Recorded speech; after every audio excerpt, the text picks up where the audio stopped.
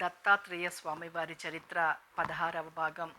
15వ భాగంలో మదాలస పిల్లల్ని పెంచే తీరు, వాళ్ళు యుక్త వయస్కులు కాకుండానే అడవులలో వనవాసానికి తపస్సులకు వెళ్ళిపోవడం రాజును బాధిస్తుంది. కథ కొనసాగుతుంది.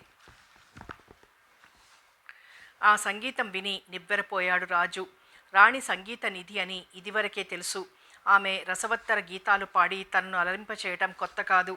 ఆ గీతాలకు రాళ్లు కరిగినంత పని కావటం కొత్త కాదు.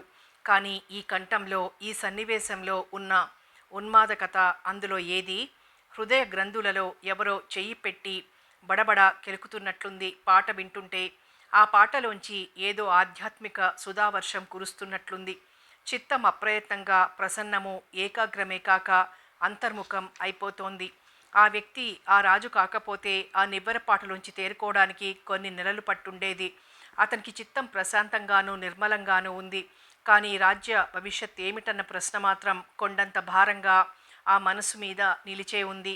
అడుగులు బరువుగా పడుతూ ఉండగా నడిచి వస్తున్న ఒంటరి రాజును చూసి పాట ఆపి అనురాగపూర్ణమైన స్వాగతం నెరిపింది రాణి. రాజు మౌనంగా కొంతసేపుండి సూటిగా ప్రశ్నించాడు. దేవి, ముగ్గురు పిల్లలకి పేర్లు పెట్టినప్పుడల్లా నువ్వు నవ్వావు. ఎంత ఆలోచించినా కారణం తెలియటం లేదు, తెలుసుకోవాలనుంది. అతని గాంభీర్యాన్ని చూసి ఆమె అప్పటికే భయంగా ఒదిగి ఉంది. ఆవిడేమీ మాట్లాడలేదు. మళ్ళీ మహారాజే మాట్లాడాడు. అందుకనే 4వ వాడికి నిన్ను పేరు పెట్టమన్నాను. తమ ఆజ్ఞను శిరసావహించాను. కానీ క్షత్రియ కుమారుడికి, వీరపుత్రుడికి, భవిష్యత్ చక్రవర్తికి పేరు సార్థకంగా లేదని ప్రభువుల అభిప్రాయం అనుకుంటాను. మా అభిప్రాయం ఏమిటి? దేవి, నీకది సబబుగా ఉందా? ప్రభు, తమరు మన్నించాలి. తమరు పెట్టిన పేర్లు ఎలా సార్థకాలో నాకు తెలియటం లేదు. పోనీ సార్థకాలు కాదని ఎలా అంటావు? ప్రభు, ఇప్పటికే తమకు కోపం తెప్పించాను. దేవి, నీ బుద్ధిశక్తి వల్ల అనేక చిక్కులు గడిచి బయటపడ్డాము మేము. నిన్ను అవమానించాలని ప్రశ్న వేయటం లేదు. ప్రభువుల ఈ మాటలే కోపానికి చిహ్నం. ఇతరుల విషయంలో అయితే అంతే, కాదనం. కానీ దేవి, నువ్వు మా అంతరాత్మవు. ఇంకా స్తోత్రవాక్యాలు పలకనీయకు. ప్రభు, నా జన్మ ధన్యమైంది. తమరి ఆజ్ఞను అతిక్రమించరాదు. కనుక అధిక ప్రసంగం చేయవలసి వస్తోంది, మన్నించండి. ఇంతకు పెద్దవాడిని విక్రాంతుడన్నారు కదా. మీరు విక్రాంతుడని పేరు పెట్టిందెవరికి? ఎవరికేమిటి? పుట్టినవాడికి. అదే, పుట్టిందెవరు? దేహమా, ఆత్మ? రెండు అయితే అందులో మీరు పేరు పెట్టిందెవరికి? అది నేను ఆలోచించలేదు దేవి. ప్రభు, క్రాంతి అంటే ఒక చోటి నుంచి మరో చోటికి వెళ్ళటం కదా. ఈ పేరు దేహానికి అనుకుందామంటే అది జడం, కదలదు. దానికి క్రాంతి అతకదు. కనుక ఆ పేరు దానికి సార్థకం కాదు. పోనీ ఆత్మకి అనుకో. ఆత్మ సర్వవ్యాపి, అది సర్వాత్మకం. ఒక వస్తువు ఒక చోటు నుంచి మరొక చోటుకి వెళ్ళగలుగుతోందంటే అది ఒక చోట ఉండి మరొక చోట లేదన్నమాట. మరి ఆత్మ సర్వవ్యాప్తి కనుక అది ఒక చోటు నుండి మరొక చోటుకి వెళ్ళే అవకాశమే లేదు. కనుక విక్రాంతి అనేది ఆత్మకు కూడా సార్థకం కాదు. దేవి, నిజమే. పోనీ రెండో పేరైనా నచ్చి ఉండాలి కదా. ప్రభు, క్షమించండి. వాణ్ణి సుబాహు అన్నారు. మీరు ఎవడి విషయంలోనైనా చైతన్యం లేని కళేబరానికి మనం అసలు పేరు పెడతామా? సుబాహు అనో, వామనబాహు అనో, మరొకటో? నిజం. ఆత్మ విడదీసి చూపలేనిది కనుక, అవయవరహితం కనుక దానికి బాహువులు లేవు. ఇక సుబాహు ఎవరు? దేవి, ఒప్పుకుంటున్నాం. ఆ పేరు కూడా సార్థకం కాదు. మరి మూడో పేరైనా, పోనీ అంతఃశత్రువులను సంహరించే తపస్వి అనే అర్థంలో అయినా నీకు నచ్చలేదా? రాణి ఫక్కున నవ్వింది. అదే నవ్వు, సభలో నవ్విన నవ్వు. అంతలో ముఖం గంభీరంగా పెట్టుకొని, క్షమించండి ప్రభు, శత్రువు ఎక్కడున్నాడు? ఎవడికున్నాడు? జడానికి శత్రువు ప్రసక్తే లేదు కదా. ఇక ఆత్మ అంటారా? అది ఏకమేవ ద్వితీయం. ఇక రెండో వాడేడి జయించడానికి? ఇక ఆ ఉన్న వాడొక్కడు నిత్యుడు. వాడికి మరణం లేదు, జర లేదు, జన్మం లేదు. ఇక మర్దనం ఎట్లా కుదురుతుంది? దేవి, నువ్వు చెప్పింది నిజం. నాకు ఈ ఆలోచనే రాలేదు. కానీ అంత మాత్రం చేత అంత వెకిలిగా నవ్వటం? ప్రభు, క్షమించండి. తగదు, నిజంగా తగదు. నా వల్ల మీకు కూడా తీరని అవమానమైపోయింది. నన్ను నరికిన ఆ పాపం పోదు. కానీ తమ వంటి మహావిద్వాంసులే, శాస్త్రార్థ విశారదులే ఇలా అనాలోచితంగా వ్యవహరిస్తుంటే, ఆస్థాన విద్వాంసులంతా దీన్నే ఆమోదిస్తుంటే లోకమంతా దీన్నే హర్షిస్తుంటే ప్రభు నేనేం చెయ్యను? ఏమిరా ఈ మాయలీలా అని నాకు నవ్వు నెట్టుకొనొచ్చేది. ప్రభువులు ఏ శిక్ష వేసినా ఆనందంగా స్వీకరిస్తాను. దేవి, ఇది న్యాయస్థానం కాదు.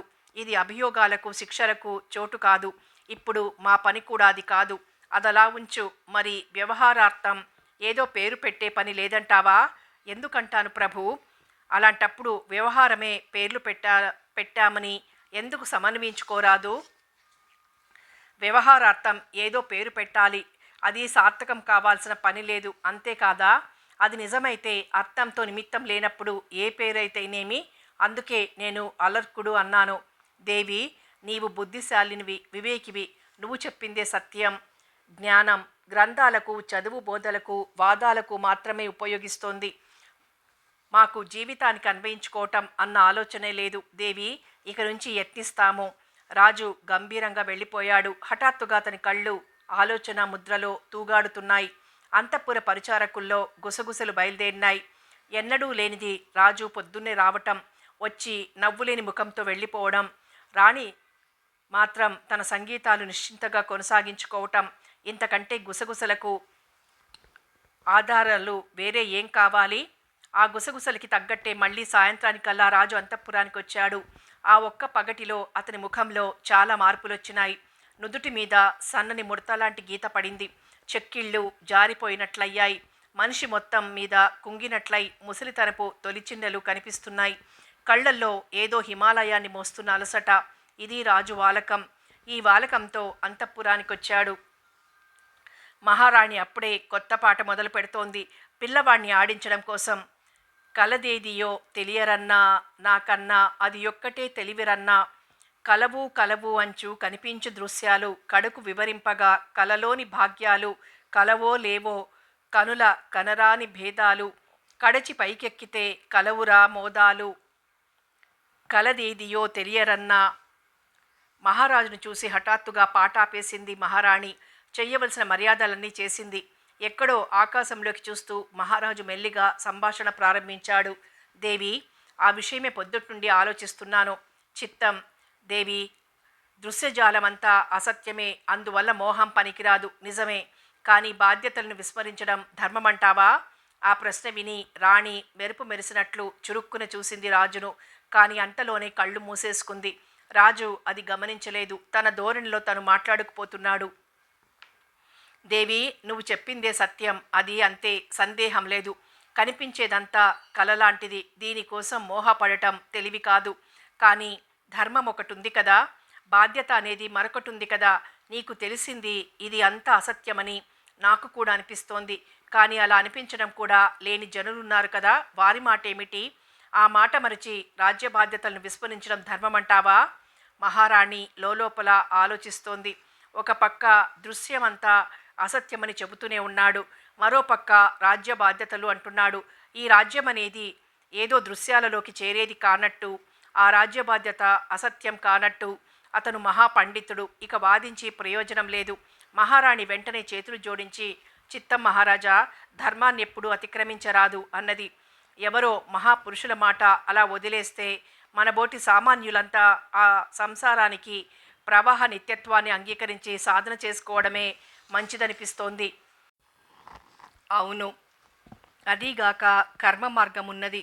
అది వేద నిర్మితమైనది. మహర్షులు నడకలలో బాగా నలిగిన బాట అది. దాన్ని మూలమట్టంగా విచ్ఛేదన చేయటం కూడా తగనిదే కదా. దేవి, మోక్షం కావాల్సిందే కాదు, మోక్షమే కావాలి కాదనను. కానీ మహర్షులు చూపిన విధానం ఉన్నది. అది ఉపద్రవాలు లేనిది, నిశ్చయమైనది. ఏమంటావు? చిత్తం ప్రభు, దాన్నే కదా క్రమముక్తి అంటారు. ఆ మార్గంలో మరో విశేషముంది. ఏమిటది ప్రభు? ఆ మార్గంలో నడిచేవాడు తాను స్వయంగా తరిస్తాడు. అదిగాక కోటాను కోట్ల జనం వాణ్ణి అనుసరించి తాము తరిస్తారు. అవును, వాడు రాజైతే వాణ్ణి ప్రజలు మరింతగా అనుసరిస్తారు, తరిస్తారు. యథా రాజా తదా ప్రజ. అది అందువల్లే నేను నీకొకటి చెప్పాలనుకుంటున్నాను. ఆజ్ఞాపించండి ప్రభు. పై పిల్లల ముగ్గురికి నువ్వు సద్బోధలే చేశావు, కానీ ధర్మబోధ చెయ్యలేదు. అందువల్ల వాళ్ళు లోకానికి నీకు కాకుండా పోయారు. కనుక దేవి, నా మాట నచ్చితే వీణ్ణి ధర్మ మార్గంలో పెట్టు, రాజధర్మాలు నేర్పు. వాడు మనకి ప్రజలకి ఉపకరిస్తాడు, తాను తరిస్తాడు. చిత్తం ప్రభు. దేవి, నువ్వు నొచ్చుకోకు. ప్రజాక్షేమాన్ని ధర్మాన్ని ఆలోచించి అలా చెబుతున్నాను. ప్రభు, తమ మాట ఎన్నడైనా జవదాటానా? ఇంతకు మునుపంటే ఏదో పెద్దవాళ్ళు చెప్పే మంచి మాటలు కదా అని తోచినట్టు పాటలు కట్టి పాడాను. ఇప్పుడు తమాజ్ఞ అయింది కనుక ధర్మాలే బోధిస్తాను. జరిగిన తప్పుకి క్షమించండి. రాజుముఖం చాటంతైంది. మనస్సుకి పెద్ద విశ్రాంతి అయింది. మనిషిలో ఉత్సాహం వచ్చింది. నవ్వు విస్తరించింది. రాణి వినయాన్ని, పాతివ్రత్యాన్ని, ప్రేమని చూసి హృదయం ద్రవించింది. రాణి నొచ్చుకున్నదేమోనని కాసేపు ఆ మాట ఈ మాట చెప్పి నవ్వించి తాను మహా ఉత్సాహంగా వెళ్ళిపోయాడు రాజు. అంతఃపుర పరిచారికలు ఈ హఠాత్ పరిణామానికి నోళ్లు వెళ్ళబెట్టారు. వాళ్లకు విషయం ఏమిటో అంతుపట్టలేదు. అంతలో మహారాణి పాట వినవచ్చింది. ఏడ్పేలరా తండ్రి ఏడ్పేలరా, హితధర్మమూతగా ఇలా ఎల్ల ఏలరా, మహిలోన తులలేని మానవత్వమునంది, మహిమోన్నతంబైన మాన్యవంశమునంది, మరియు ఆపై వేదమార్గ సంపదలంది, మరి ఏడుపేలరా మానరా తెలివొంది. ఉపనయన సంస్కారం మొనరించుకోరా, కృపగల్గు గురువులా సేవించుకోరా, వేద బోధలనెల్లా వినిపించుకోరా, విపుల బోధలనెల్లా వివరించుకోరా, పెద్ద లేగిన ఎట్టి పెనుబాటలో మెట్టి, ఏడ్పేలరా తండ్రి ఏడ్పేలరా, విహిత ధర్మమునెల్లా చేపట్టరా, పట్టి ధర్మకాస పరసీమలే ముట్టరా. నడివడి వయసున మించి లెడగుల మగువ గ్రహించి, ప్రజలు సుతులుగా సుజనహితముగా వసుధనేలరా వైభవముగా, ఏడ్పేలరా ధర్మ విస్తృచేత దానాల చేత యజ్ఞ వితతుల చేత యాగాల చేత పుణ్యమెంతో పెరిగే, బుద్ధి శుద్ధము కాగా మోక్షమెక్కడ పోవురా, తానుగా వచ్చి నీపై వాలురా, ఏడ్పేలురా కన్నా ఏడ్పేలరా. ఆనాటి నుంచి ఆవిడ పాటలన్నీ ఇలా మారిపోయాయి. ఆ పాటల్లో ధర్మాధర్మాల వివరణలు, ప్రత్యేకించి రాజధర్మాలు, ఆ పైన రాజనీతి, అర్థశాస్త్రం, ఇలా ఒకటేమిటి సకల లౌకిక శాస్త్రాల పాఠాలు ఒదిగిపోసాగాయి. మహాయోగేశ్వరికి ఆవిడికి అసాధ్యమేమిటి? అన్నలు అడవులకు వెళ్ళిన వయసొచ్చేసరికి అలర్కుడు సకల రాజవిద్య విశారదుడయ్యాడు. ఇక అతనికి గురుకుల విద్యాభ్యాసం కేవలం సాంప్రదాయక సంస్కారం మాత్రమే అయింది. అటు కువలయాశ్వుడికి రాను రాను భార్యతో చేసిన చర్చ మనసులో రాజ్యమేల సాగింది. క్షణం తీరిక దొరికితే ఆ విషయమే మనస్సును పట్టి ఈడ్చుకుపోతోంది. దానివల్ల క్రమక్రమంగా అతని మనస్సు తపస్సు వైపుకు మళ్ళీ ఆ పైన తపస్సుకై పరితపించసాగింది. పిల్లవాడు పిన్న వయసులోనే సకల రాజవిద్య పండితుడయ్యాడు. కానీ శరీరం చిన్నదవడం వల్ల ఇంకా శస్త్రాస్త్ర విద్యలు నేర్పడానికి వీలు పడలేదు. అందువల్ల రాజ్యభారాన్ని పుత్రుడి మీద దించడానికై రాజు అసహనంగా ఎదురు చూస్తూ కాలం గడపాల్సొచ్చింది. అలర్కుడికి యుక్త వయసు వచ్చింది. అన్ని విధాలా తండ్రికి తగ్గ యువరాజు అయ్యాడు. కువలయాశుడికిక ఆలస్యం చేయకుండా పుత్రుడికి వివాహం చేసి మంచి సమయం చూసి రాజ్యాభిషేకం చేసి తాను భార్యతో కలిసి తపోవనానికి బయలుదేరాడు నిశ్చింతగా. పుట్టిన దగ్గర నుంచి తనకు తల్లిగా మాత్రమే కాక గురువుగా, మిత్రుడిగా, బంధువుగా, తనకు సర్వము తల్లే అన్నట్లుగా పెరిగిన అలర్కుడు ఈ హఠాత్ పరిణామానికి తబ్బిబ్బై తాను నూతన చక్రవర్తి అన్న మాట కూడా మరిచి తల్లి ఎదుట వలవలా ఏడ్చాడు. అది చిత్రం కాదు. ఆ యోగేశ్వరి మదాలసమాత కూడా పుత్రుణ్ణి గుండెలకు హత్తుకొని బొటబట కన్నీళ్లు రాల్చింది. రాల్చి చివరకు పుత్రుడికి తన వేలి ఉంగరం ఒకటి ఇచ్చి ఇలా చెప్పింది. నాన్న, నువ్వు గృహస్థ ధర్మంలో ఉన్నావురా. ఈ గృహస్థం సహజంగానే దుఃఖాలకి నిలయం. ఆ పైన నీకు రాజ్యం ఉంది. అహంకారానికి దానంతటి కోట ఇంకోటి లేదు. దురభిమానానికి, మమకారానికి రాచరికమే రాజధాని. అది చాలక అందరికీ రాజు మీద కన్నెర్ర. కాబట్టి శత్రువుల వల్ల, మిత్రుల వల్ల, ధననాశం వల్ల, ప్రకృతి బాధల వల్ల, బంధు వియోగం వల్ల, ఇలా ఎన్నెన్ని చెబుతామో రాజుకెప్పుడే బాధ వచ్చి పడుతుందో చెప్పలేము. రాజు వాటిని తన గాంభీర్యం చేత సహించుకుంటాడు, చలించకుండా నిలబడతాడు. కానీ ఒకప్పుడు అవి సహనానికి మించి వస్తాయి. అలాంటిది నీకెప్పుడైనా సంభవిస్తే ఇక నేను సహించలేను అనుకుంటే మాత్రమే సుమా, ఇదిగో ఈ ఉంగరములోకి జాగ్రత్తగా చూడు. దీనిలోని బంగారపు రేకులో అక్షరాలు కనిపిస్తాయి. వాటి ప్రకారం నడుచుకో. అలా చెప్పి ఆశీర్వదించి పుత్రుణ్ణి ఎలాగో ఓదార్చి ఒప్పించి తపోవనానికి వెళ్ళిపోయింది మదాలసమాత. కువలయాశ్వునితో కలిసి వెళ్ళిపోయింది. స్వంత విషయంలో అయితే ఒప్పుకోబుద్ధి కాదు. కానీ నిజానికి సంసారుల అనురాగాలన్నీ మోసకారులు. అలర్క చక్రవర్తి అనతి కాలంలోనే రాజ్యభోగాలలో తలమునకులుగా మునిగిపోయాడు. తల్లి ముందర నేర్చిన సంగతి జ్ఞాపకంలోంచి పారిపోయింది. ఉంగరం వేలికుందన్న స్పృహ సహజంగానే మరుగున పడిపోయింది. అయితే అతను ధర్మాన్ని విడిచిపెట్టలేదు. ప్రజల్ని సంతానంలాగా చూసుకున్నాడు. నిష్పక్షపాతంగా వ్యవహారాలు చూశాడు. వేల కొలది యజ్ఞాలు దానాలు చేశాడు. ధర్మానికి భంగం కలగకుండా, అర్థాన్ని ఆ రెంటికి విరోధం లేకుండా కామోపభోగాలన్నీ విరివిగా సంపాదించాడు. అచిర కాలంలోనే, అంటే అతని తండ్రి కాలంలోనే రాజ్యం నిష్కంఠంగా ఉంది. ఇక శత్రువులకు సామంతులకు తలలు ఎత్తేందుకు వీలెక్కడా? కొన్ని వేల సంవత్సరాల రాజ్యపాలన అతనికి కొన్ని నిమిషాలలాగా గడిచింది. అంతా సుఖంగా గడిచిపోతూ ఉంటే అతనికి ఇంద్రియాలని జయించుకోవాల్సిన కర్మేం పట్టింది? వైరాగ్యం పొందాల్సిన కర్మేం పట్టింది? అతను ఒక ప్రీతితో ఇటు ధర్మాన్ని అటు రాజ్యోపభోగాల్ని అనుభవిస్తున్నాడు. ధర్మాన్ని శ్రద్ధగా ఆచరిస్తే, యజ్ఞ యాగాదులు ఉపాసనలు విశేషంగా చేస్తే సామాన్య మానవులు ఊహించనైనా లేని అపార భోగభాగ్యాలను ఈ భూమి మీదే పొందవచ్చును. తత్వవేత్తలు ఆ భోగాల్ని తుచ్చాలని తెలిసి వదిలేసి అంతకు మించిన ఆనందాన్ని పట్టుకుంటారు. ఆ రెండూ తెలియని అల్పులు దైనందినపు వంకాయ కూర రుచికే తబ్బిబ్బై తలమునకలై కొట్టుకుపోతూ ఉంటారు కదా. ఇక అంత సాధించుకుంటున్న అలర్కుడికి వైరాగ్యం కలగలేదంటే ఆశ్చర్యమేమిటి? కానీ అతని తల్లి, అతనికి సద్గురువు అనుగ్రహం ఉంటే మొదట్లో సకాముడైన వాడు కూడా చివరికి నిష్కామత్వంలోకి అడుగుపెట్టక తప్పదని పెద్దలంటారు. దత్తస్వామి కథల్లో కూడా ఈ విషయాన్ని స్పష్టంగా వివరించే కథలున్నాయి. ఎందుకంటే అది సద్గురు స్వభావంలోనే ఉంది. సద్గురువు కరుణా సముద్రుడంటే అర్థం అదే కదా మరి. అయితే సద్గురువు శిష్యుల మనస్సులను మలిచేటప్పుడు ఏ ఏ ఉపాయాలను ఏ ఏ రూపాలను స్వీకరిస్తాడో మనం ఊహించలేం.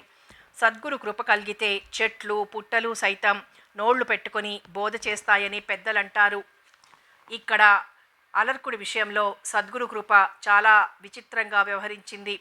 చిన్నప్పుడే ఇల్లు వదిలి యథేచ్ఛా సంచారంగా పోయిన మదాలస పుత్రుల్లో రెండోవాడు సుబాహువు తన సంచారంలో ఒకసారి మళ్ళీ తన జన్మభూమికి వచ్చాడు.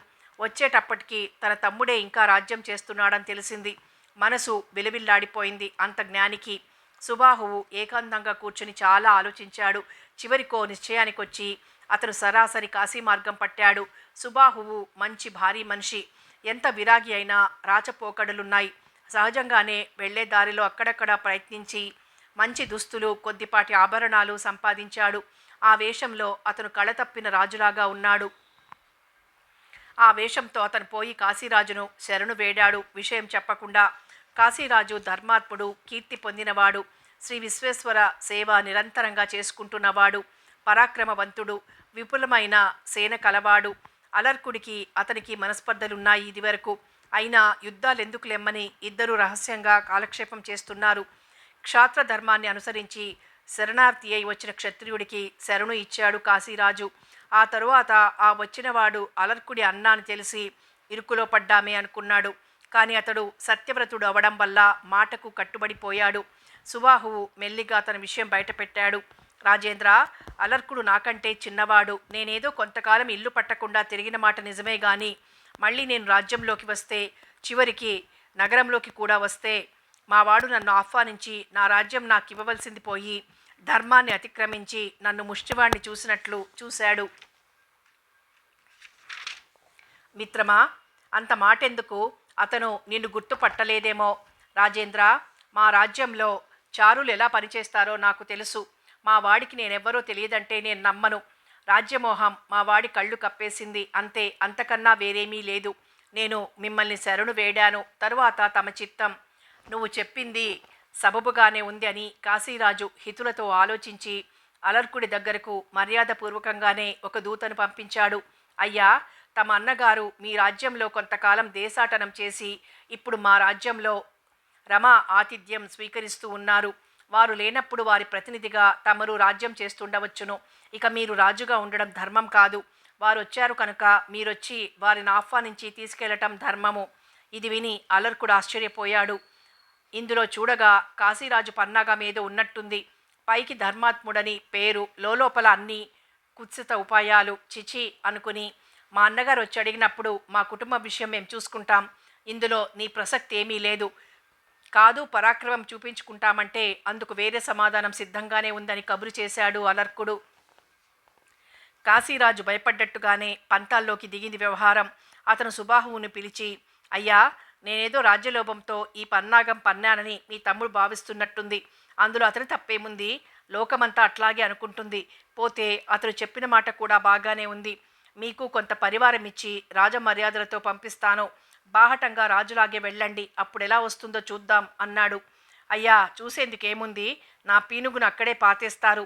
మీ వాళ్ల శవాలు మీకు పంపిస్తాడు. తరువాత మీకు యుద్ధం తప్పదనుకోండి. అయ్యా, ఎలాగూ రాజ్యం కోసం తల్లిని తండ్రిని చంపిన మహానుభావులున్న ఈ లోకంలో అన్నను చంపడం ఒక లెక్క. మా వాడి సమాధానం ఏ ధోరణిలో ఉందో చూసి కూడా తమరిలా మాట్లాడుతున్నారంటే నాకు ఆశ్చర్యంగా ఉంది. తమరు పరాక్రమవంతులని, సత్యవ్రతులని, ధర్మ దీక్షితులని నమ్మి వచ్చాను. శరణిచ్చారు. ఆ పైన నా కర్మం కలిసి రావాలి కదా. ఒకవేళ వాడు నన్ను చంపకపోతే నేను పోయి వాణ్ణి యాచించాలి. రాజ్యం నాకియ్యరా బాబు అని. అదే ఒక చావు నాకు.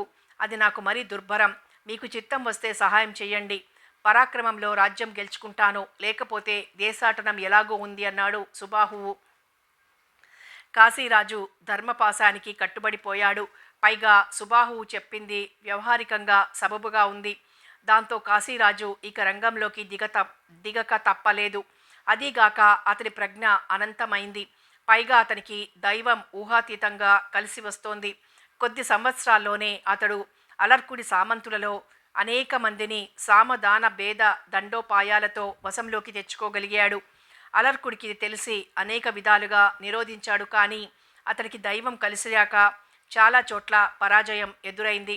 కాశీరాజు సుబాహుడి సహాయంతో ఆటవిక సేనల్ని వసరపరుచుకుని ప్రధానంగా ఆటవిక మార్గాల నుంచి ముందుకు చెచ్చుకు వస్తుంటే అలర్కుడి ప్రయత్నాలు విఫలమైపోయినాయి. చివరికి రాజధానినే చుట్టుముట్టాడు కాశీరాజు. అప్పటికి అనేక చిల్లర యుద్ధాల్లో అలర్కుడి సైన్యము కోసము కూడా చాలా నష్టముంది. పైకి ఎంత గంభీరంగా ఉన్నా అతనికి లోపల ధైర్యోత్సాహాలు సన్నగిల్లసాగాయి. పట్టుదల కొద్దీ కోట తలుపులు మూయించి లోపలే ఉండి సంవత్సర కాలం పోరాడాడు.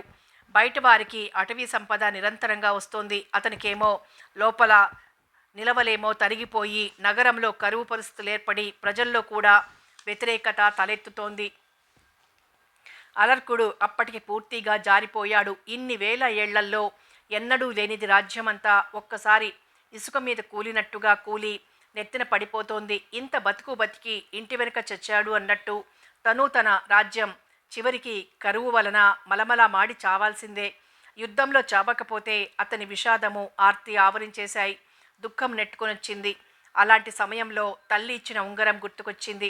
వెంటనే స్నానం చేసి బ్రాహ్మణుల్ని పూజించి వారి సమక్షంలో ఉంగరంలోని బంగారు రేకుని బయటకు తీసి చదివాడు. విడువవలయను సంగమ్ము విడువవలయు, విడువగల ఎట్టి శక్తి ఏర్పడిని ఎడల వలయు సత్సంగ మొనరింపవలయు, సతము సంగరోగౌ శదమ్ము సత్సంగ మిలను, విడువవలయను కామమ్ము విడువవలెను, విడువగల ఎట్టి శక్తి ఏర్పడిని ఎడల మోక్షకామమ్ము నెప్పుడు పూనవలయు, కామరోగ ఔషధము మోక్షకామ మిలను అని ఉంది ఆ రేకు మీద. ఆ రేకు మీద కేవలం అక్షరాలే కాదు, ఏదో అదృశ్య శక్తి కూడా నిక్షేపింపబడి ఉండాలి. ఆ వాక్యాలు చదివిన దగ్గర నుంచి అలర్కుడి మనస్సు విచిత్రంగా మారిపోయింది. అతను ఆ వాక్యాల్ని మళ్ళీ మళ్ళీ చదివాడు. కొన్ని వందల సార్లు చదువుకున్నాడు. చదువుకున్న కొద్దీ ఏదో తెలియని ఆనందం ఊరుకొస్తోంది. అంతకు మించిన ఆలోచనలు తవ్వుకొస్తున్నాయి. చివరికి అతని ఆలోచనలన్నీ ఒకే చోట నిలిచినాయి. శాశ్వత సుఖాన్నిచ్చేది మోక్షాస. ఆ మోక్షాస సత్సంగత్యం వల్ల కానీ రాదు, ఖాయం. మరి అలాంటి మహాత్ములెవరు?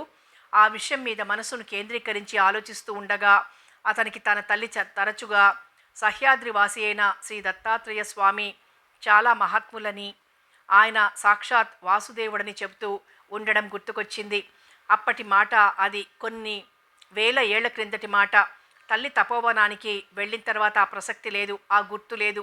మళ్ళీ ఇన్నేళ్లకేమిటి, ఇన్ని శతాబ్దాలకు ఇప్పుడు ఆ మాట గుర్తుకొచ్చింది. ఆ స్మృతితో అతని ముఖం వికసించింది. హృదయం తేలిక పడింది. సహజ నిశ్చయశీలమైన అతని బుద్ధి దత్తస్వామి మీద నిలిచింది. అతను వెనువెంటనే రహస్య సొరంగ మార్గం తెరిచి ఊరి వెలుపలికి వచ్చి అక్కడి నుంచి సహ్యాద్రి చేరాడు. అక్కడ ఆశ్రమంలో శ్రీ దత్తస్వామి ఏకాంతంగా ప్రశాంతంగా కూర్చుని ఉన్నారు. ఇతను వెళ్ళేటప్పటికీ, అవును మరి అతను మదాలసామాత పుత్రుడు, ఇతనికి వేరే పరీక్షలు అక్కరలేదు, పరిశోధనలు అక్కర్లేదు. ఆ తల్లి చనుబాలు తాగాడు, అంతకన్నా పవిత్రత ఎక్కడి నుంచి వస్తుంది ఎవరికైనా? అందుకేనేమో స్వామి ఇతనికై ఎదురు చూస్తున్నాడా అన్నట్లు సిద్ధంగా కూర్చున్నాడు. వెళ్ళి మహా ఉద్వేగంతో కాళ్ల మీద పడ్డాడు అలర్కుడు. పడి, స్వామి, నేను శరణార్థిని, నాకు దుఃఖోపశమనం చెయ్యండి, అనుగ్రహించండి అన్నాడు. మూడే మాటలు, వేరే చాటభారతం ఏమీ లేదు. కావలసిందేదో అడిగాడు. స్వామి మాట్లాడలేదు. అతనికి దుఃఖం పొంగుకొని వచ్చింది. దుఃఖావేశంలో స్వామి పాదాలను గట్టిగా ఆలింగనం చేసుకొని బొటమటా కన్నీరు కారుస్తూ మళ్ళీ మళ్ళీ వేడుకున్నాడు రాజు. స్వామి ప్రశాంతంగా నవ్వుతూ వెన్ను తట్టి, లేవయ్యా రాజా, లే, నీ దుఃఖం ఇప్పుడే పోగొట్టేస్తాను, లే అన్నాడు. అలర్కుడు లేచి చేతులు జోడించి వినయంగా నిలబడ్డాడు. అప్పుడు స్వామి అలర్కుడి వంక విచిత్రంగా చూశాడు. అది వట్టి చూపు కాదు, ఆ చూపులో ఏదో ఉంది. ఏముందో అర్థం కావటం లేదు. ఏమిటా అని ఆలోచించే లోపలే స్వామి మాట్లాడడం మొదలుపెట్టాడు. రాజా, నిజం చెప్పు, ఆలోచించి చెప్పు, ఎందుకొచ్చింది దుఃఖం? నువ్వెవరివి? దుఃఖం వచ్చిందెవరికి? నువ్వే జాగ్రత్తగా విచారించుకో. ఇదిగో ఇవి అంగాలు, ఇది అంగి. వీరుగాక నిరంగుడొకడున్నాడు. వీళ్లల్లో దుఃఖం ఎవరికి? ఆలోచించు, ఆలోచించి చెప్పు. స్వామి నవ్వుతూ అలవోకగా మాట్లాడుతున్నాడు. కానీ ఆ మాటలు అలర్కుడి ఆలోచనల్ని గుంజేస్తున్నాయి. తమ ఆలోచనల్లో పడిపోయానని, తన కళ్ళు ముడుచుకుపోయాయని అతనెరగడు. అవును, నేనెవరిని? నేను అనుకుంటున్నది ఎవరు? అవయవాలా? శరీరమా? అవి జడాలురా? అవెట్లా అనుకుంటాయి? ఇక మిగిలిందేమిటి? ఈ శరీరానికి హేతువైన పంచభూతాలు అని అవే నేననుకుంటున్నాయా? ఛీ, నేను మట్టిని కాను, ఆకాశాన్ని కాదు, నిప్పు, నీరు, గాలి కానే కాదు, అలాగే ప్రాణాన్ని కూడా నేను కాదు. ఇందులో ఏ ఒక్కటి నేను కానప్పుడు వీటి సంఘాతం, ఇవన్నీ కలిసిన పదార్థం నేను అనటానికి వీల్లేదు. కానీ నేను ఇన్నాళ్ళు అలాగే అనుకుంటున్నాను కనుకే నావి కాని సుఖదుఖాలు నాలో నాకు తోస్తున్నాయి. ఈ శరీరం అంటే ఏమిటి? అది పంచభూతాలతో ఏర్పడ్డ ఉత్త గడ్డి బొమ్మ. అదొకప్పుడు పెరుగుతుంది, మరింత గడ్డి కూరితే మరొకప్పుడు తరుగుతుంది. సుఖాలు దుఃఖాలు కలుగుతాయి. మరొకప్పుడు నాకేమి నష్టం, నాకేమి లాభం? నేను దానికన్నా వేరుగా ఉండి దానిలో వస్తున్న మార్పును చూస్తూ గ్రహిస్తూ ఉండేవాడిని కదా. నేను పెరగను, తరగను, నేను అంటను, ముట్టను, నేను చావను, పుట్టను.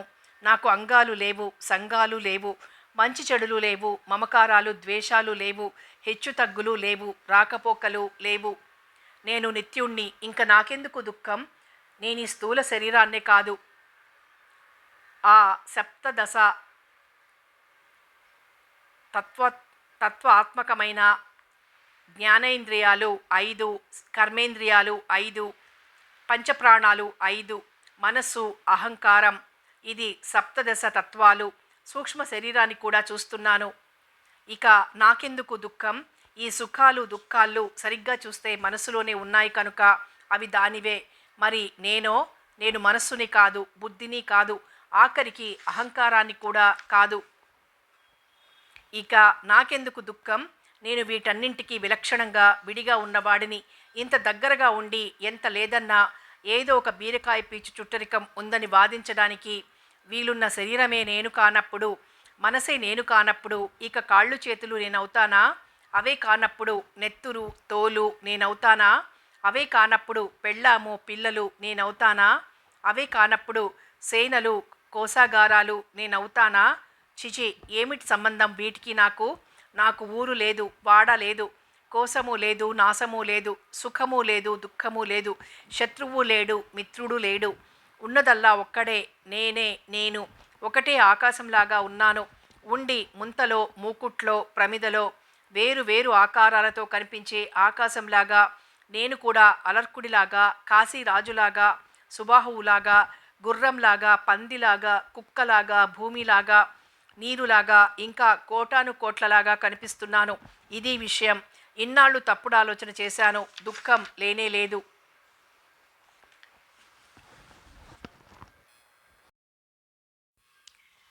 గంగా ప్రవాహంలాగా వెళ్ళిపోతున్నాయి ఆలోచనలు. ఇదివరలో చదివిన శాస్త్రాలు, విన్న శాస్త్రాలు అన్నీ ఎవడో బాణాలు వేసినట్లు సూటిగా సమయానికి గుర్తొస్తున్నాయి. మనసు నిశ్చయానికొచ్చి ప్రశాంతమైంది.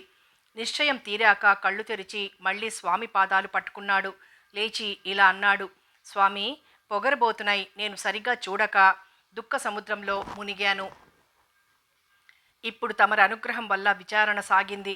ఇప్పుడు తెలిసింది స్వామి, నాకు దుఃఖం లేనే లేదు. నేనొక కోడిపెట్టను పెంచుతూ ఉంటే దాని తలకాయనొకనాడు పిల్లి కొరికేసింది. నాకు బోలెడు దుఃఖం వచ్చింది. ఆ పిల్లే మర్నాడు మా ఇంట్లో ఒక ఎలుక పిల్ల తలకాయ కొరికేసింది. నాకు సంతోషమైంది. ఎందువల్ల? ఇప్పుడు తెలిసింది. మమకారం వల్ల దుఃఖం వచ్చింది. అది లేని చోట దుఃఖం లేదు. కోడి వల్ల దుఃఖము, ఎలుక వల్ల సుఖము వచ్చాయనుకోవడం బుద్ధి తక్కువ. ఇన్నాళ్ళు అలాగనే అనుకున్నాను. ఇప్పుడు మళ్ళీ చెబుతున్నాను. మమకారం వల్లే దుఃఖం. అది లేకపోతే దుఃఖమే లేదు. భూతాల వల్ల భూతాలకు సుఖాలు దుఃఖాలు వస్తున్నాయి. నేను ప్రకృతి కంటే భిన్నుణ్ణి, నరుణ్ణి కనుక నాకు సుఖమూ లేదు, దుఃఖమూ లేదు. ఆ మాటలు విని స్వామి అలర్కుడి వంక అభినందనపూర్వకంగా చూసి గంభీరంగా ఇలా పలకసాగాడు: అలర్క, ఉన్నమాట ఉన్నట్టు చెప్పావు. మమ అంటే దుఃఖం, నా మమ అంటే సుఖం. చక్కగా విచారం చేసి ఆ మాయని బూరుగుదూదిలాగా విడగొట్టావు. అలర్క, చూడు, ఈ సంసార వృక్షం ఎంత విచిత్రమైందో. హృదయం అనే క్షేత్రంలో, అజ్ఞానం అనే పాదులో అహంకారం అనే మొక్క పుట్టి పెరుగుతూ ఉంటే దానికి మమత అనేదే పెనుబోదెగా పెరుగుతుంది. ఇళ్ళు, పొలాలు ఇట్లాంటివన్నీ పెద్ద పెద్ద కొమ్మలు. భార్య, పుత్రాదులు చిగురాకులు. ధనధాన్యాలు ముదురాకులు. పాపపుణ్యాలు పూలు. సందేహాలు తుమ్మెదలు. సుఖదుఖాలు పళ్ళు. మూడులీ వృక్షాలకి తోటమాలులు. ఆహా, వీరి శ్రద్ధ అసమానం. వీరి పోషణలో ఆ వృక్షం ఎన్నాళ్ల నుంచో పెరిగి పెరిగి చివరికి మోక్ష మార్గం కనిపించకుండా కమ్మేసింది. మిథ్యాజ్ఞానమే దీని నీడ. ఇలా అసలైన దాన్ని ఇది కమ్మేస్తే బేషుగ్గా ఉందని విషయోపభోగ మార్గాల్లో తిరిగి అలసిపోయిన వాళ్ళు మళ్ళీ దీని నీడే చాలా బాగుందని అక్కడికే చేరి ఆ మిథ్యా సుఖంలోనే రమిస్తున్నారు. అలాంటి వాళ్ళకి అసలైన సుఖం ఎలా లభిస్తుంది? ఇక శాశ్వత సత్యాన్ని, సుఖాన్ని పొందదలుచుకున్నవారు ఏం చేస్తారో తెలుసునా? విద్య అనే గొడ్డలిని తీసుకుని ముందు దాన్ని సత్సంగమనే సానరాతి మీద పదును పెడతారు. అప్పుడు ఆ మమతా వృక్షాన్ని మూలమట్టంగా నరికేస్తారు. అప్పుడు తత్వమార్గం కనిపిస్తుంది. ఆ త్రోవన పోతే ప్రశాంతమైన బ్రహ్మ ధ్యానానికి పోతాడు. అక్కడికి చేరిన వారికి పునరావృత్తి రహితమైన నిత్యానందం లభిస్తుంది. రాజా, నువ్వు సరిగ్గానే ఆలోచించావు. ఈ స్థూల శరీరం నువ్వు కావు, నేను కాను. అలాగే సూక్ష్మ శరీరం నువ్వు కాదు, నేను కాదు. మరి మన దేహాల్లో నియంత అయి ఉన్న ప్రధానుణ్ణి గ్రహించావా? మేడి పండులో పురుగు, నీటిలో చేప, పైకి ఒకటిగాను జాగ్రత్తగా విచారిస్తే వేరుగాను ఉన్నట్టు ఈ దేహంలో ఆత్మ ఉన్నాడు. గ్రహించావా?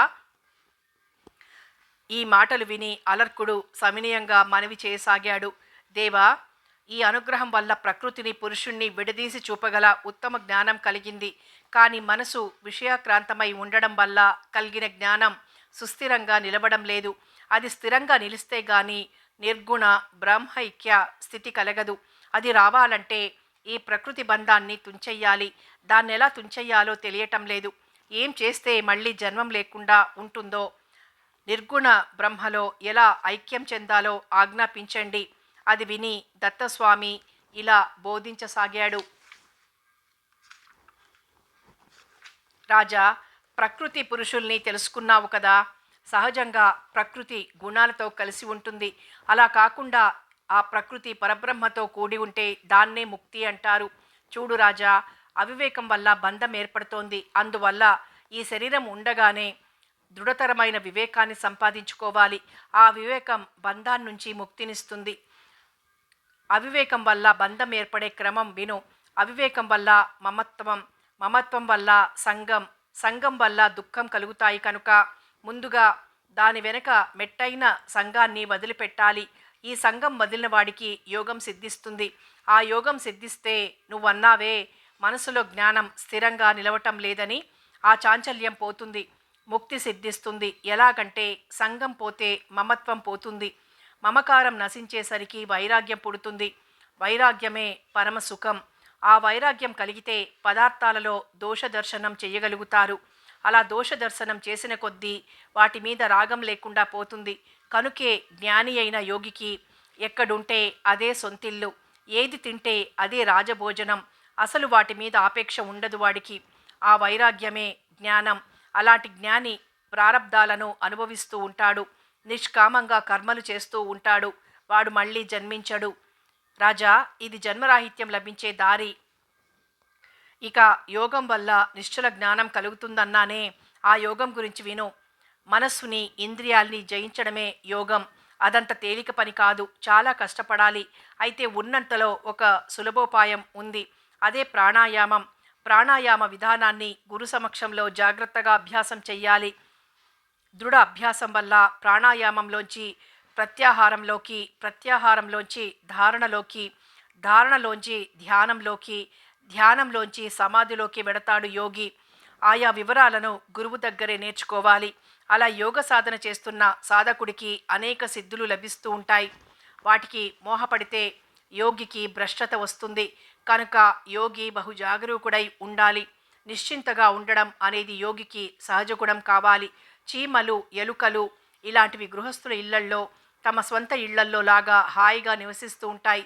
కానీ ఎప్పుడైనా ఆ ఇంటికి ప్రమాదం వస్తే నిశ్చింతగా మరో ఇంటికి పోయి మళ్ళీ అక్కడ హాయిగానే ఉంటాయి. అలాగే యోగి తన శరీరంలో ఉంటూ దానికి హాని కలిగితే నిర్విచారంగా ఉండాలి. అంతేగాని యోగం ఎప్పటికి సిద్ధిస్తుందో అని అధైర్యపడరాదు. దినదిన అభ్యాసంలో అది క్రమంగా వృద్ధి చెందుతుంది, సిద్ధిస్తుంది. చూడటం లేదా మనం? చీమలెంత చిన్నవో, వాటి నోళ్ళు ఇంకెంత చిన్నవో, అయినా వాటి పుట్టలు ఎంతెంత పెద్దవో. నిరంతర ప్రయత్నానికి ఫలం అలా ఉంటుంది.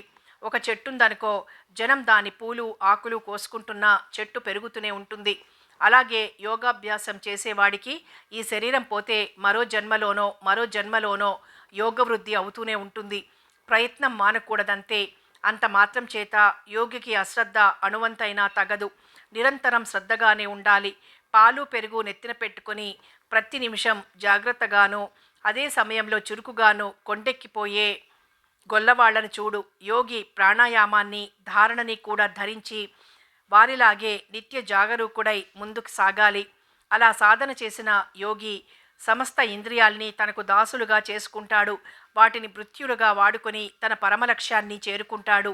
ఆ విధంగా దత్తాత్రేయ స్వామి అలర్కుడికి అనేక యోగ రహస్యాలు ఉపదేశించి కృపాదృష్టితో చూసి, ఏమి రాజా, చెప్పింది తెలిసిందా? దుఃఖం తొలగిందా? మనసు కుదుటపడిందా అని మందహాసం చేశాడు. అలర్క చక్రవర్తి అద్భుతానంద భరితుడై స్వామికి సాష్టాంగ వందనం చేసి స్వామిని అనేక విధాల స్తోత్రం చేశాడు. స్వామి, శత్రువులు చుట్టుముట్టడం, సేనలు నశించడం, చివరకు నాకు ప్రాణ సంకటమే రావటం, ఇవన్నీ ఎంత మహాభాగ్యాలో ఇప్పుడు తెలుస్తోంది. తమ పాదార వింద దర్శన భాగ్యం తరువాత స్వామి, నీ బోధామృత పానం ఎన్ని జన్మల పుణ్యమో లేనిదే లభిస్తుందా? ధన్యుణ్ణి. అనుగ్రహంతో మీరు అనుగ్రహించిన నేను ధన్యుణ్ణి కాక ఏమవుతానో? మీ అనుగ్రహం వల్ల భయం, దుఃఖం పటాపంచలైపోయాయి. అవి మళ్ళీ వచ్చే అవకాశమే లేదు. తమ సాన్నిధ్యం వల్ల ఎంతటి నీచుడైనా మహోన్నతుడవుతాడు అనడానికి ఇక సందేహమేమిటి? స్వామి, మీకు నమస్సులు. నన్ను మీ దగ్గరకు చేర్చిన సుబాహు కాశీరాజులకు కృతజ్ఞతలు. స్వామి, మీ అనుగ్రహం వల్ల నా అజ్ఞానం దహించుకుపోయింది, యోగలత అంకురించింది. స్వామి, గృహస్థు అంతులేని ఏడుపుల గచ్చ అడవి, దీన్ని పరిత్యజించేస్తాను. స్వామి, నాకు అనుజ్ఞ ఇవ్వండి. అలర్కుడు మళ్ళీ స్వామి పాదాల మీద పడ్డాడు. స్వామి జగన్మోహనమైన చిరునవ్వు నవ్వి, వత్స, చెయ్యి, అలాగే చెయ్యి, నీకు శుభం కలుగుతుంది అనగానే అలర్కుడికి ఆనందం మిక్కుటమై కళ్ళల్లో ఆనంద బాష్పాలు ఉదయించినాయి.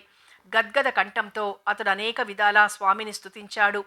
నమస్తే సర్వదేవాయ, నమస్తే పురుషోత్తమ, నమో గిరా విదూరాయ, చేతసో నిర్గుణాత్మనే, నారాయణ నమస్తేస్తు, పద్మనాభ నమస్తేస్తు, పరస్మై సర్వబీజాయ, వాచ్యవాచక శక్తయే, నమః ప్రణత పాలాయ, శరణాగతవత్సల, నమస్తే పూర్ణబోధాయ, యోగిషాయ నమో నమః, విశ్వంబర నమస్తేస్తు, నమో నాగారికేతన, అజ్ఞానాజగరగ్రస్తం విశ్వముద్దర గోపతే, శ్రీవతే భూపతే, దేవశాస్త్రయోనే నమోస్తుతే.